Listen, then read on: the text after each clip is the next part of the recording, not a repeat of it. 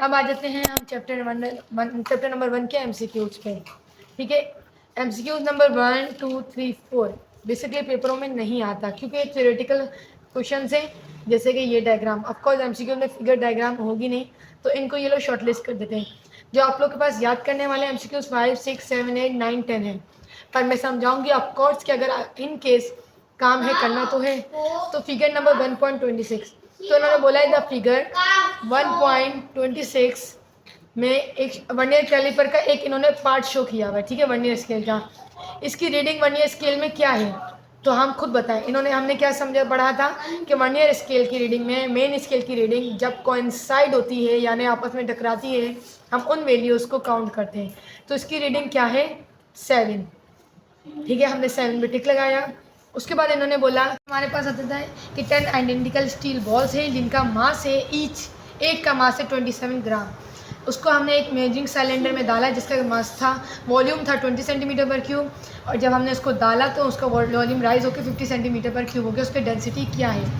तो हम डेटा बनाएंगे।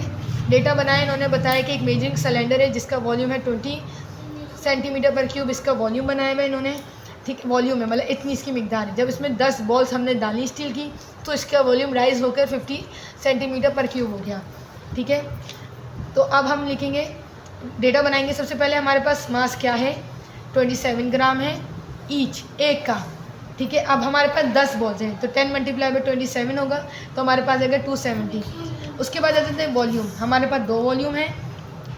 ठीक है, इन्होंने बोला है कि वॉल्यूम था जब हमने बॉल्स डाली तो 50 ग्राम में भर गया, तो यानी 50 में से 20 का वॉल्यूम निकालने को कितना बढ़ा, तो हम इसको माइनस करेंगे।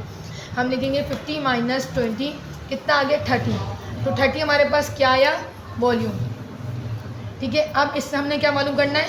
डेंसिटी। डेंसिटी का फॉर्मूला क्या है? P equal to m over b. तो P इजिकल टू एम की वैल्यू क्या है हमारे पास? 30। बी की वैल्यू क्या है हमारे पास? 270। डिवाइड करें, 2 1 जा 2,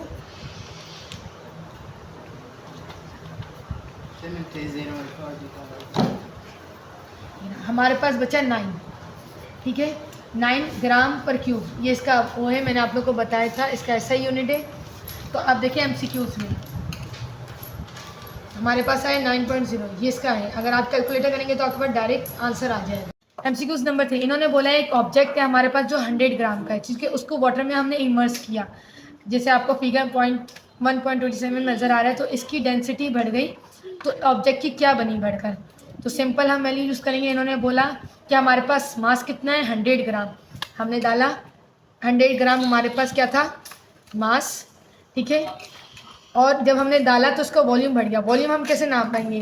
पहले कितना था? 50 था। जब हमने इससे 100 ग्राम डाला तो इसका कितना बढ़ा? 50 से 10, 20, 30, 40 बढ़ा, तो यानी हमारे पास वॉल्यूम क्या आ गया? 40। हम डेंसिटी का फॉर्मूला लगाएंगे एम अपॉन बी, जो करेंगे 100 डिवाइड बाय 40। ठीक है, किया, हमारे पास आ गया 5/2। ठीक है, 2 आ गया। अब इसको हम लोग करेंगे 5, 2 2 जा 4, 1 उतरा 0.0 नहीं, 10 उतरा 2 5 जा 10। तो हमारे पास आंसर क्या आया? हमारे पास आंसर क्या है? यानी पॉइंट उतरा तो 0 उतर गया, 2 5 जा 10, तो हमारे पास आंसर क्या है? 2.5। अब देखो 2.5 का है ये रहा, तो ये इसका आंसर हो गया। अब उसके बाद what is the reading of micrometer in figure, वो फिगर 1.28। तो उन्होंने बोला इसकी रीडिंग क्या है, तो आप रीडिंग देखें कौन साइड किस स्केल में हो रहा है, तो आप देखें ये रहा 1 2 3 4 5 के कौन साइड आ रहा है? 43, 5.43 इसका मिलीमीटर आ रहा है। खैर ये एमसीक्यूज आते नहीं। उसके बाद इन्होंने बोला है एक चिप्स का रैपर है जिसकी जो लंबाई है, लेंथ, वो क्या है? 4.5, और जिसकी जो वाइड, चौड़ा कितना है हमारे पास? ब्रेथ कितनी है? 5.9 है। इसका सिग्निफिकेंट फिगर कितना होगा, यानी इसकी लेंथ और ब्रेथ कितनी होगी? तो हमारे पास इसके अंदर फॉर्मूला लगता है लेंथ मल्टीप्लाई बाय ब्रेथ। तो 4.5 मल्टीप्लाई बाय 5.9, कितनी वैल्यू आ गई हमारे पास? 26.55। अब देखते हैं ये आंसर कितना है। ये रहा, इस पर टिक लगा दें। वर्ल्ड वाइड सिस्टम यानी दुनिया में मेजरमेंट सिस्टम को जिसमें बेस क्वांटिटीज़ की यूनिट्स को इंट्रोड्यूस करा है उसको हम क्या कहेंगे? हम सबको पता है जब दुनिया की बात आती है तो हम उसको इंटरनेशनली तौर पे कहते हैं, यानी पूरी दुनिया में वो कहेंगे तो हम बोलते हैं इंटरनेशनल सिस्टम ऑफ यूनिट। फिर उन्होंने बोला है कि सारे एक्यूरेटली नॉन डिजिट्स होते हैं, उनके फर्स्ट डाउटफुल डिजिट एक एक्सप्रेशन में जब लिखे जाते हैं तो हम उनको क्या बोलते हैं? Scientific figure. उसके बाद बोला है कि एक जीरो लाइन वर्नियर कैलिपर की कोइंसाइड हो रही है यानी टकरा रही दूसरे जीरो की मेन स्केल से, तो हम उसको क्या लिखेंगे? जीरो। उसके बाद बोला है कोई भी इंस्ट्रूमेंट में जब जीरो एरर होता है तो हम उसको क्या बोलते हैं? सिस्टमेटिक एरर, क्योंकि वो सिस्टम में आ रहा है। उसके बाद इन्होंने बोला है कि length, mass, current, time, intensity, amount of substance किसकी एग्जाम्पल है? तो हमारे पास बेसिक ये स्केल है, तो ये लेंथ, मास, टाइम, ये किसकी है? Fundamental quantities.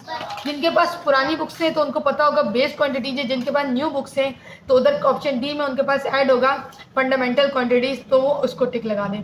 दोनों आंसर्स बिल्कुल सही हैं। सेक्शन बी में हमारे पास आते हैं स्ट्रक्चर्ड क्वेश्चंस, यानी कि कॉलम ए में हमारे पास एक्शंस बताए हुए हैं और हमें कॉलम बी में ब्रांच बताना है कि फिजिक्स की किस ब्रांच होता है। अब कुकिंग अ बारबेक्यू, यानी इसमें क्या और यूज़ हो रहा है? हीट यानी टेम्परेचर। तो ये हमने क्या बोला था, किसमें हमने पढ़ा था? थर्मोडायनेमिक्स में।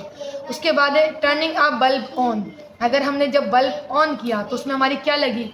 इलेक्ट्रिसिटी, तो हम क्या बोलेंगे? इलेक्ट्रिसिटी। फिर है राइडिंग अ बाईसाइकिल, जब बाईसाइकिल चल रही है यानी कोई मूव कर रही है, ठीक है, और उसमें ग्रेविटी लग रही है, तो हम उसमें क्या पढ़ेंगे? मैकेनिक्स की ब्रांच, ठीक है। उसके बाद है looking for a giant galaxies, मैंने आपको अभी बताया था जब गैलेक्सी की बात होती है तो हम उसको पढ़ते हैं एस्ट्रोफिजिक्स में। फिर है प्रोड्यूसिंग अ लाउड साउंड, अगर साउंड की बात हो तो हम इसको किसकी ब्रांच में पढ़ेंगे? साउंड में। उसके बाद है डिस्क्राइबिंग इन एटम, एटम को हम किस ब्रांच में डिस्क्राइब करते हैं? एटॉमिक फिजिक्स में। उसके बाद है ऑब्टेनिंग एनर्जी फ्रॉम अर्थ, और मैंने कहा था जब भी अर्थ के बारे में कुछ भी डिस्कशन होगी इंटरनल स्ट्रक्चर के बारे में उसको हम लोग जियो फिजिक्स में पढ़ेंगे। उसके बाद आ जाता है हमारे पास फिजिकल क्वांटिटीज, उसकी एसआई यूनिट और टाइम। ये आपको बेसिकली सिंपली सॉल्व करने के लिए हमारे पास ये है, इससे सॉल्व करेंगे। एम्पेयर, एम्पेयर को हम किस में करते हैं? बेसिकली इधर एम्पेयर नहीं है, इधर करंट है। Current, electric current, electric current को हम कह रहे हैं एसआई यूनिट क्या होता है? एम्पेयर, ठीक है, जो हमारे पास क्या है? बेस क्वांटिटी में। ये हमारे पास बेस क्वांटिटीज़ है, ये रहा बेस क्वांटिटीज़ है, इलेक्ट्रिक करंट एम्पेयर, तो हम इसमें लिखेंगे बेस। उसके बाद है हमारे पास वॉल्यूम, वॉल्यूम हमारे पास किस में आ रहा है? हमारे पास ड्राइव क्वांटिटीज़ में हम लिखेंगे ड्राइव क्वांटिटीज़। टाइम, सेकंड, हमारे पास बेस क्वांटिटीज़ है। टेम्परेचर को केल्विन में करते हैं जो बेस क्वांटिटीज़ है। एंड फोर्स का जो ऐसा यूनिट होता है तो हम लिखेंगे फोर्स, वो हमारे पास ड्राइव क्वांटिटीज़ में आता है। केजी पर metre cube density, density kg पर मीटर क्यूब हमारे पास किस में आ रहा है? बेस वो ड्राइव क्वांटिटीज़ में। उसके बाद आता है एक्सेलरेशन, एक्सेलरेशन हमारे पास किस में आ रहे हैं? मीटर पर सेकंड में, जो हमारे पास दोबारा ड्राइव क्वांटिटीज़ में। उसके बाद है convert the following into values. उसके बाद आता है हमारे पास question number 3, convert the following values, यानी 230 सेंटीमीटर को मीटर में कन्वर्ट करना है।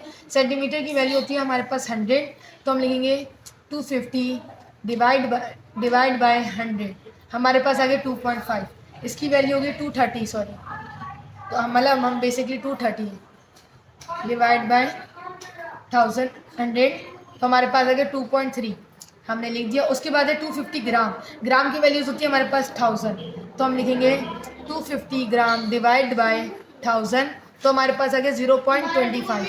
उसके बाद है हमारे पास 0.5 सेकेंड, ठीक है, 0.5 सेकेंड हमारे पास किसके बराबर आ जाता है? 0.5 सेकेंड यानी 100 के बराबर आ जाता है, तो हम 0.5 को 0.5 सेकेंड मीटर पर सेकेंड में करना है, सॉरी, मीटर हमारे पास 1000 के बराबर होता है, तो हम लिखेंगे 0.5 मल्टीप्लाई बाय 1000, हमारे पास आ जाएगा 500, ठीक है। उसके बाद आ जाता है हमारे पास 0.8 को हमने मिलीमीटर में करना है, मैंने अभी बता दिया मिली का मतलब होता है 1000, तो हम लिखेंगे 0.8 मल्टीप्लाई बाय 1000, 800 हमारे पास आ गया।